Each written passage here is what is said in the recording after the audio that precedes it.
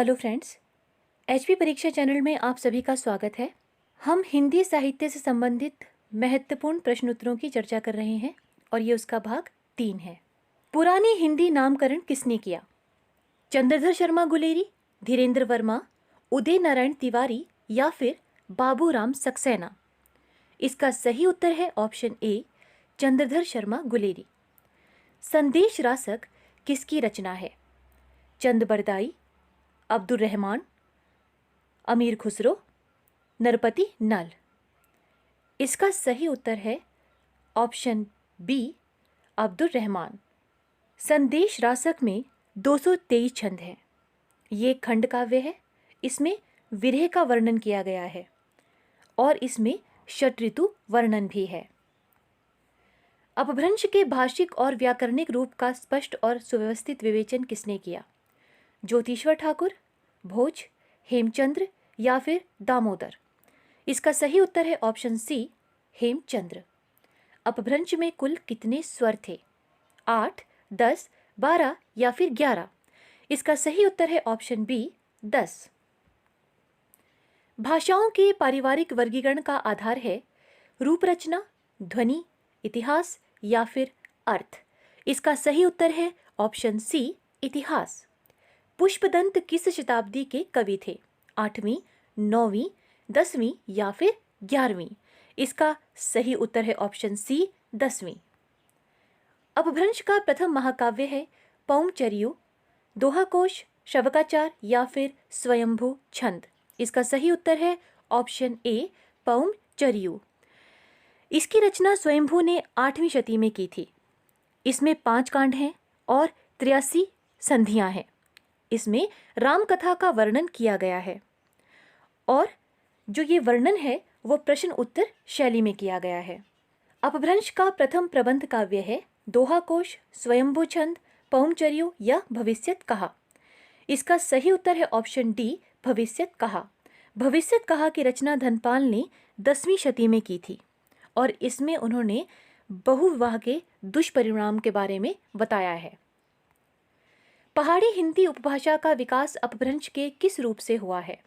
खस, अर्धमागधी, मागधी या फिर ब्राचड़? इसका सही उत्तर है ऑप्शन ए, खस। प्राकृत सर्वस्व में अपभ्रंश के कितने भेदों का उल्लेख मिलता है? 2, 3, 4 या फिर 5? इसका सही उत्तर होगा ऑप्शन बी, 3। मार्कंडे के अनुसार 3 भेद हैं जो उन्होंने प्राकृत सर्वस्व में किए हैं और वो 3 भेद हैं नागर, उपनागर और ब्राचड़। भाषा विकास के प्रमुख कितने चरण हैं? 3, 4, 5 या फिर 2? इसका सही उत्तर है ऑप्शन बी, 4। आंगिक, वाचिक, लिखित या फिर यांत्रिक? संसार की भाषाओं के वर्गीकरण कितने प्रकार से किए गए हैं? 2, 4, 3 या फिर 5? इसका सही उत्तर है ऑप्शन ए, 2। आकृतिमूलक और पारिवारिक। विश्व की भाषाओं का आकृतिमूलक वर्गीकरण सबसे पहले किसने किया? श्लेगन ने, क्रोचे ने, मैक्स मुलर ने या फिर वांद्रे ने? इसका सही उत्तर होगा ऑप्शन ए, श्लेगन।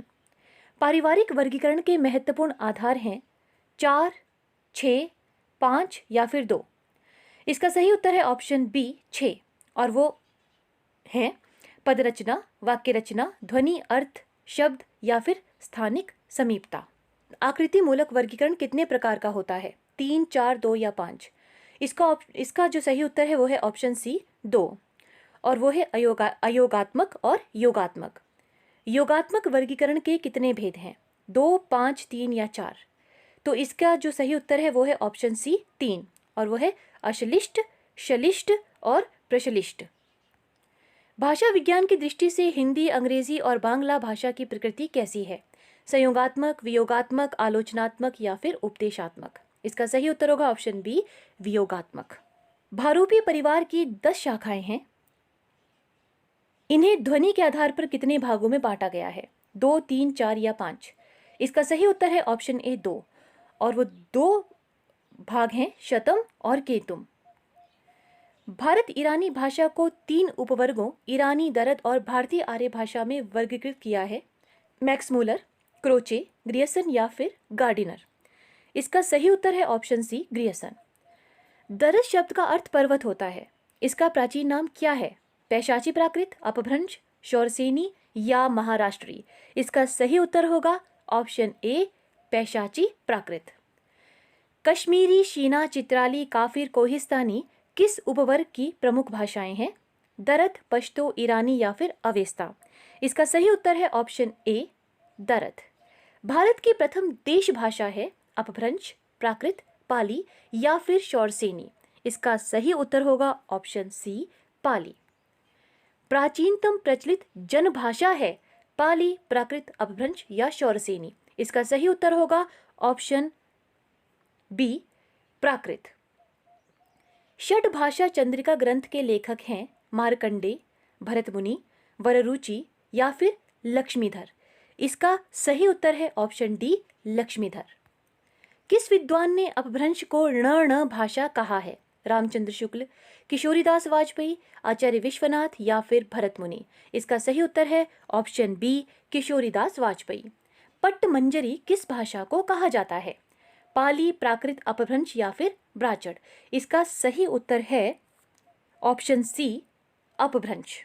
अपभ्रंश को पट्टमंजरी कहा जाता है, इसका जो अन्य नाम है वो पट्टमंजरी है। अपभ्रंश शब्द का विकास निम्न में से किस रूप में हुआ है? अपभ्रष्ट, अवहट, अवहंस या आभीरी?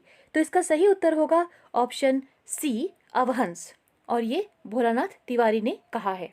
अपभ्रष्ट शब्द का विकास निम्न में से किस रूप में हुआ है? अपभ्रंश, अवहंस, देशी भाषा या अवहट? इसका सही उत्तर होगा ऑप्शन डी अवहट। स्वयंभू ने अपनी रामायण में अपभ्रंश के लिए किस शब्द का उल्लेख किया है? अवहत, अपभ्रष्ट, अपभ्रंश या आभिरोक्ति? इसका सही उत्तर है ऑप्शन ए अवहत।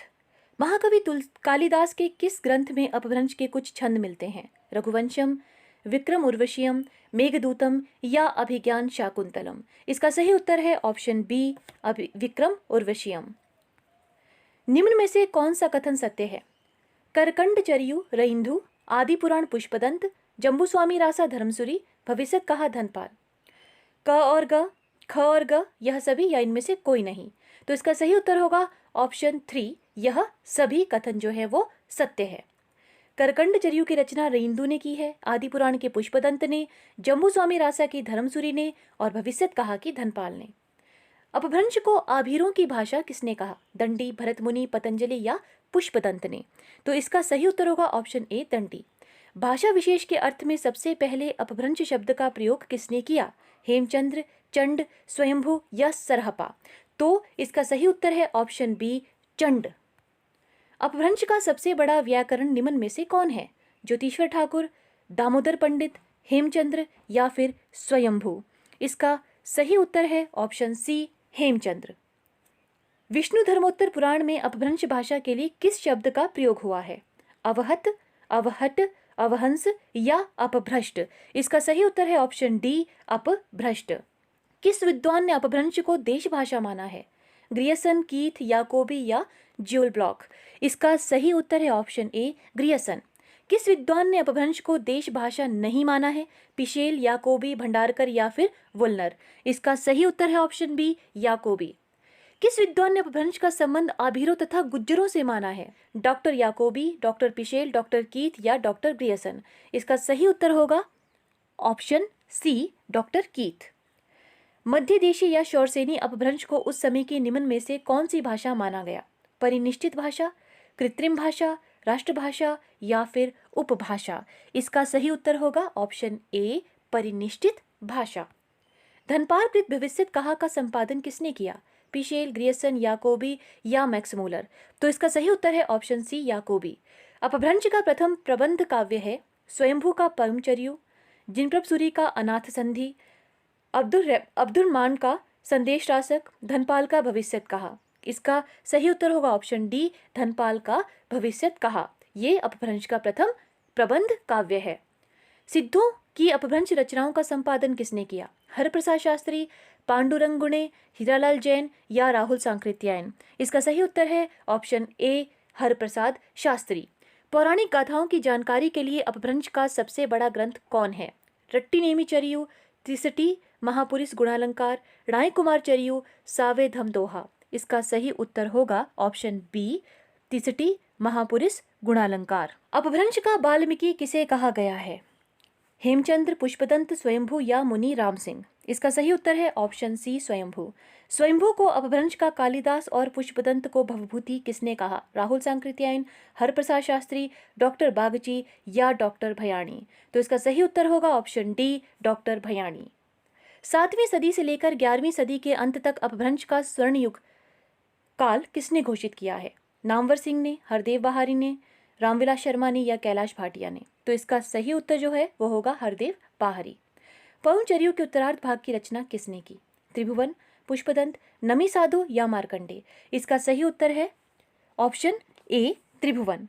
जो पवनचरियों है इसमें कुल 90 संधियां हैं, जिनमें से 83 संधियों की रचना जो है वो स्वयंभू ने की है और जो 7 रचनाएं हैं वो त्रिभुवन ने की है। तो इसका सही उत्तर हो जाएगा ऑप्शन ए, त्रिभुवन। दामोदर पंडित ने कोसल की भाषा को निम्न में से क्या कहा है? अभिरोक्ति, देशी भाषा, अपभ्रष्ट या राजभाषा। तो इसका सही उत्तर होगा ऑप्शन सी, अपभ्रष्ट। अपभ्रंश का सर्वाधिक विवादित पहलू क्या है? प्राचीनता, प्रामाणिकता, साहित्यिकता या अपभ्रंश के भेद। तो इसका जो सही उत्तर होगा वो होगा ऑप्शन डी, अपभ्रंश के भेद। मार्कंडे द्वारा किए गए अपभ्रंश के भेदों में से किसका संबंध गुजरात की बोली से है? ब्राचड़, उपनागर, नागर या इनमें से कोई नहीं। तो इसका सही उत्तर होगा ऑप्शन सी, नागर।